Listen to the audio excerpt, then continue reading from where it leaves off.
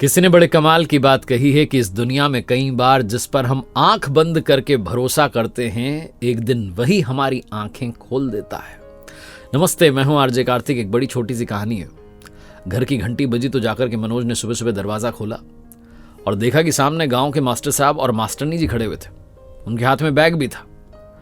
मनोज ने बेमन से उनका स्वागत किया कि अरे कैसे आना हुआ मास्टर साहब। और मास्टर साहब समझ गए कि मनोज हमें देख करके खुश हुआ नहीं है। मास्टर साहब ने कहा अरे क्या बताएं, मास्टरनी जी की तबीयत खराब हो गई, गांव में तबीयत ठीक नहीं हो रही थी, तो डॉक्टर ने कहा कि शहर में एक बार दिखा लो, तो बस बेटा तुम्हारे पास चले आए। मनोज ने बेमन से कहा अरे आइए ना, अंदर आइए। अंदर उन्हें बैठाया और अपनी पत्नी से कहा चाय बना दो, मास्टर साहब आए हैं, मास्टरनी जी आई हैं। मास्टर साहब कहने लगे कि बेटा मनोज, क्या तुम आज हमारे साथ अस्पताल चलोगे? आज छुट्टी ले लोगे तो मास्टरनी जी को दिखा लेंगे। मनोज ने तुरंत बहाने मारते कहा नहीं, आज तो ऑफिस में बहुत इंपॉर्टेंट मीटिंग है, आज तो मैं नहीं चल पाऊंगा, और चुपचाप अंदर चला गया। तभी उनकी छोटी बच्ची, मनोज की बच्ची जो थी, वो जाग गई और वो बाहर आई। हॉल में देखा कि दादू दादी आए। वो मास्टर साहब मास्टरनी जी को दादू दादी कहती थी, क्योंकि 6 महीने पहले मनोज जब गांव गया था छुट्टियों में, तो इनके घर के पास वाला घर ही मास्टर साहब का था। अब मनोज के मम्मी पापा तो थे नहीं, तो उस छोटी बच्ची को मास्टर साहब मास्टरनी जी में ही दादू दादी नजर आए। उन्हीं के साथ गांव में दिन भर खेलती थी, वहीं पर पकवान खाती थी, और ये भी बड़ा ख्याल रखते थे मास्टर साहब उस छोटी बच्ची का। बच्ची बड़ी खुश हुई।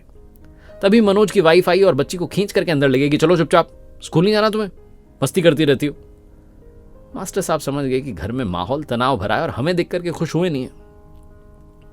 किचन में मनोज की वाइफ चली गई थी, मनोज भी वहीं था, और तभी मास्टर साहब हाथ धोने के लिए वॉश बेसिन के पास आए तो उनकी बात सुन ली। मनोज की वाइफ मनोज से कह रही थी कि तुम्हें समझ में नहीं आता कहाँ इनको बुला लिया, अभी मेरी फ्रेंड्स आने वाली होंगी दोपहर में, क्या सोचेंगी वो, कौन लोग हैं ये, और अपनी बच्ची देखो जाकर के उनके साथ मिल रही है, वो बीमार है, बच्ची भी बीमार हो जाएगी। मनोज कहने लगा मैं क्या करूं, मैंने तो ऐसे ही गांव में एक बार कह दिया था कि कभी शहर आओ तो आ जाना, मुझे थोड़ी पता था कि सच में टपक पड़ेंगे। दोनों पति पत्नी के बीच में बातचीत चली रही थी। इधर चाय तैयार हुई तो मनोज वो चाय लेकर के पहुंचा हॉल में। तब तक मास्टर साहब मास्टरनी जी जा चुके थे। मनोज ने अंदर आके कहा कि शायद चले गए, छोड़ो ना, बात खत्म हुई।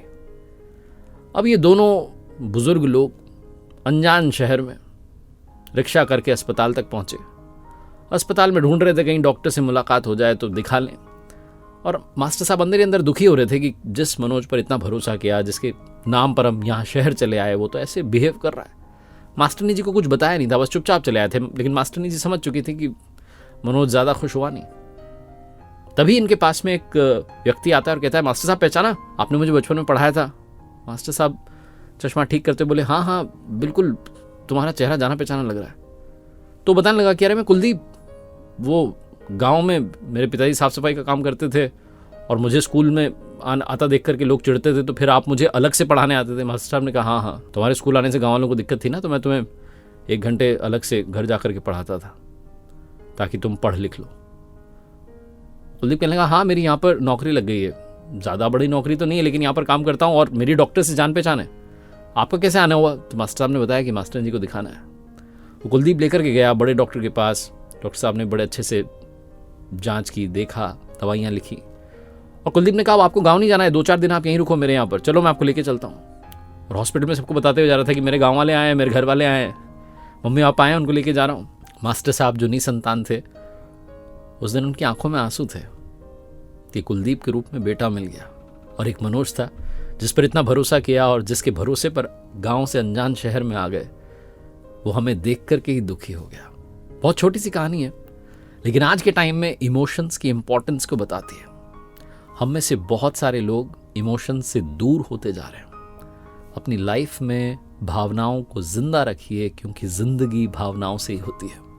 एक बार फिर से वही बात जो अक्सर आपसे कहता हूं, ऊपर वाले के आशीर्वाद के साथ, अपनी मेहनत के साथ और अपनों के प्यार के साथ कर दिखाओ कुछ ऐसा कि दुनिया करना चाहे आपके जैसा। मेरी नई किताब कर दिखाओ कुछ ऐसा आ चुकी है। आप अभी के अभी अमेजॉन, फ्लिपकार्ट से मंगवा सकते हैं, और साथ ही मेरी वेबसाइट www.rjkartik.in जरूर देखिएगा, जहां पर कुछ कोर्सेज आपका इंतजार कर रहे हैं।